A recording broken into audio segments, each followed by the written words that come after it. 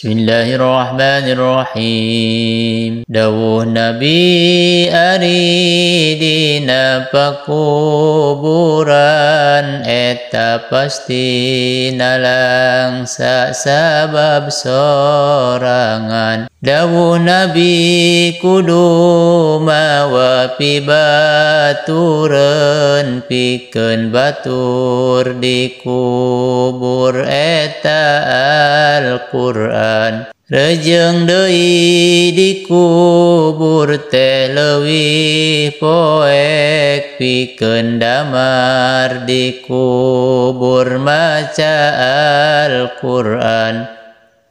Rejeng deui di kubur tempat masakat anging sugih di kubur ahli ibadah. Rejeng deui di kubur teh leuwih susah malaikat mariksa ngaweweleh. Lamun hayang ulah manggih pariksaan kudu daek ibadah hirup di dunia.